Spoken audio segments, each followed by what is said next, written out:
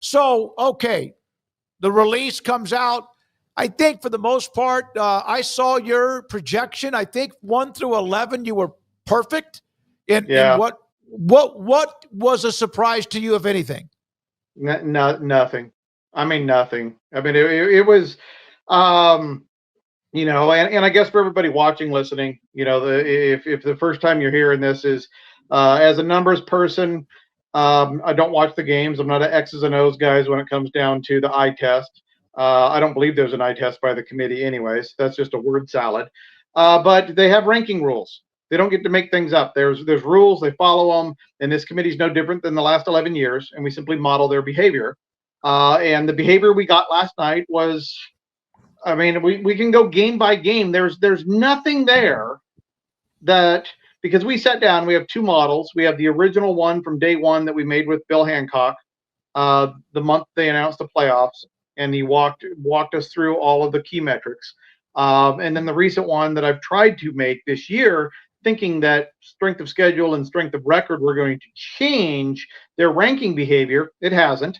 And now that we are through 12 weeks, the pencil is so sharp, man. The top 10 it's all so easy to justify why every single team is where it's at. I think the committee is behaving just like the last 11 years, and it's very, very simple if you want to understand it. Dave, if you want to understand it, there are people who damn sure don't. They want a conspiracy. They want, no, that can't be true, and you keep trying to tell them. Oh, you want a couple conspiracies, though? I'll give you some. Okay, yeah, sure. Okay. Because, look, the whole committee process, most of it is objective, right? That's what my numbers are. But in the blocks, 4 teams at a time, usually there'll be subjective things that happen. And if you pay really close attention, and if you think like you're on the committee, okay, let's drop down to USC Miami, okay, at 12-13, all right? Our models had Miami ahead of USC. Mm-hmm. But when you think about it, does Miami have an easy, obvious path to the ACC title game right now? No, it's a disaster. Right? So, is Miami getting in without an ACC title? Probably not. So, do you want Miami anywhere near your top 10? No. No. Yeah. You don't. No matter where Miami is, you want to knock them down because you don't want them anywhere close to that top 10 at all. Now, Oregon is going to play USC for a playoff berth this weekend. Winner of that is probably going to go to the playoffs. The loser goes home. But with Miami and its inability to get into the ACC title game, we're like, well, if I'm on the committee, I don't want to get into a situation where Miami even thinks they deserve to be in. So even though our model had them at 12, we thought they'd be at 13, maybe even 14, simply to keep them out of that top 10. And people are going, Dave, it's top 12. No. Number 11 is the ACC champ. Number 12 is the G6 champ. It is only top 10. Okay. 11 and 12 are already spoken for. Who they are? No idea. Don't care. Right. But it's a top 10. So that's the first conspiracy theory. And I know that's not a fun one. Right. The other one is Arizona State. We had Arizona State modeled somewhere between 28 and 30. And as you go down farther, the model becomes less and less correct because it's more subjective. They use that bottom 10 to build up and cover their butts for the top 15. But Arizona State is still alive as a Big Ten title contender. It's them, it's Utah, it's Texas Tech.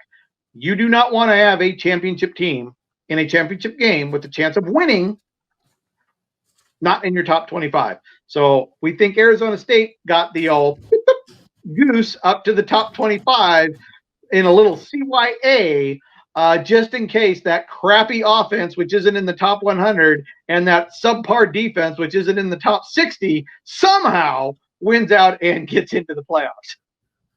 Well, I like a good conspiracy. Yeah. I really do. Dave, let's I know that analytics isn't let's play pretend, but sure.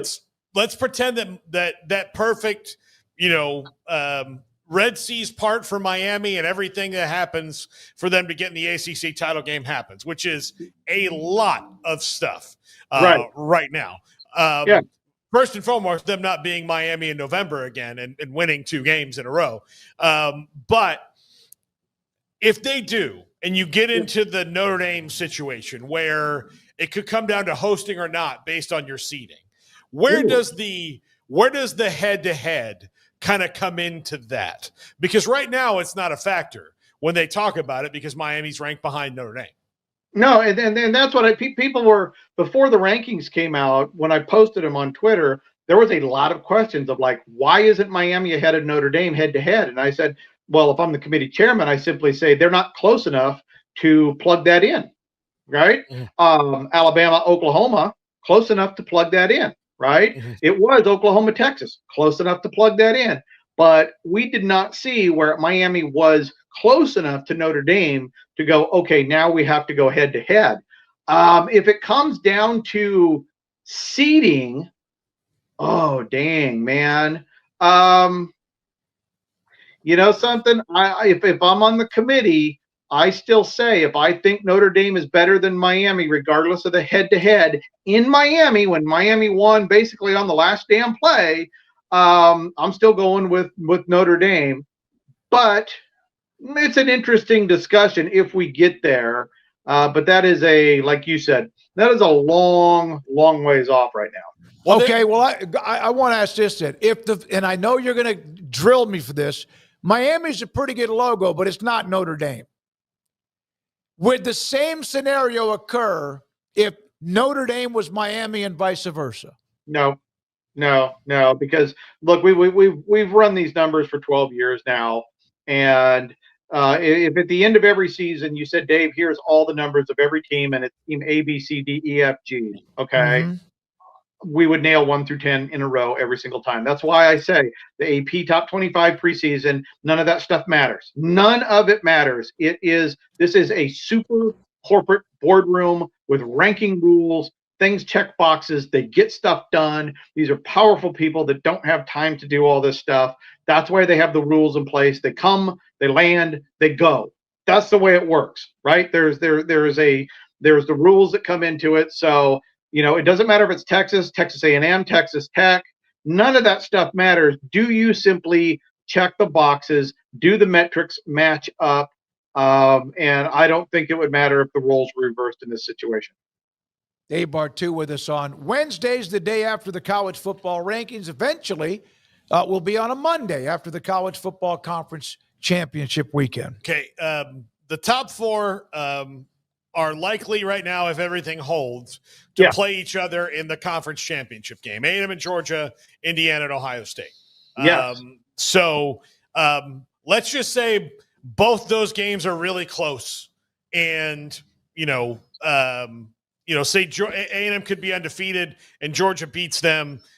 Does that essentially, like Indiana beats Ohio State, does that just kind of flip everything reverse to those games, or do you think that shakes up the seeding a little bit? Well, personally, I don't think it should shake up the seeding. Mm-hmm. I think you should have the opportunity to move up if you win, but losing your position and moving down if you lose. You know, we've had that discussion in there. But, I mean, if it holds status quo and you get 4 undefeateds in Georgia in those 2 championship games, I do not feel that the loser of those 2 games should fall out of the top 4. I just don't. And that might be the only bone of controversy out there. But I feel if Notre Dame and other teams don't have to play a championship and get to hold their position without getting physically beat up and having to take a loss and not move, I don't think anybody else should that has to risk it playing those football games. So you can lose a conference championship game and still get in because you're so highly put up. Who can't?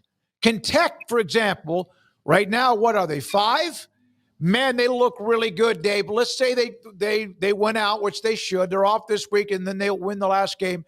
And whoever they play, BYU, whoever, if they're 10-2, 11-1, they're way up the ladder, If they don't win the Big 12 title, are they in? Oh, son of a gun. That is probably the most perplexing one right now when you look at the numbers. Because they don't have, what are their top 25 wins? They got Utah, they got BYU. They'll beat one of those two again, let's say. They got a loss to Arizona State.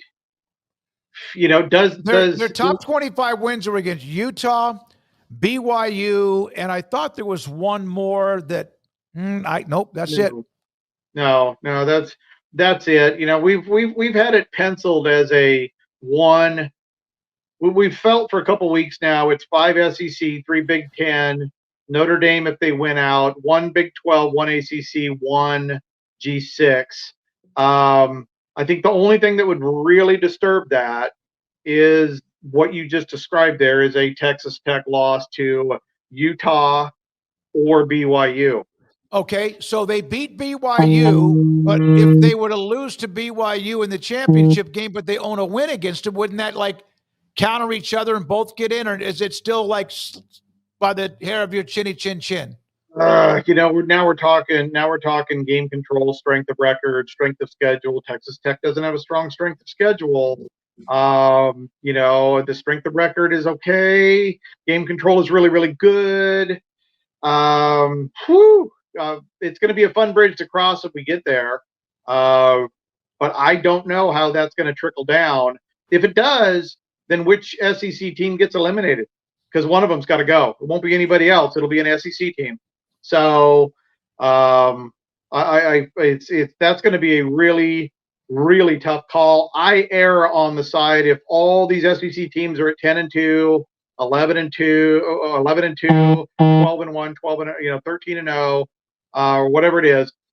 I still think they're all in, and I still say the Big 12 is a one-trick pony right now. I'm not sure if Houston was ranked. I don't think they were when they beat Houston. Let me make it clear for everybody listening, though. Playoff committee ranking rules.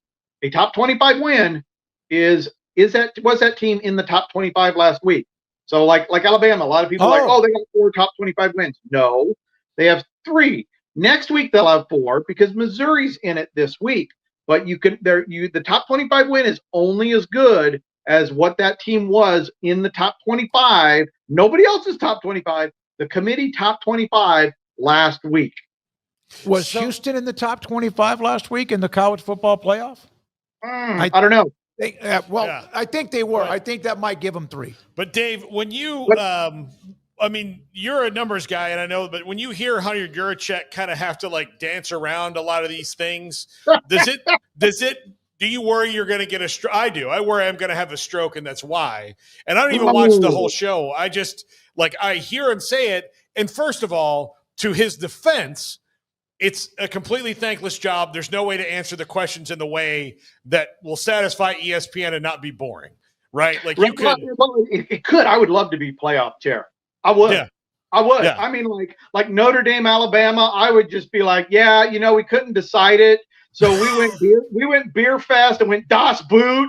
And, we went with Notre Dame because, Chris Alt spilled the beer on the last chug. Just mess with people. I get it. He can't be boring, and people don't want to understand how the sausage is made. But, here's the thing, is if you haven't, like I said at the beginning, if you haven't wanted to understand how this works, and you keep listening to the word salad of every chair talk their way through it, that's on you.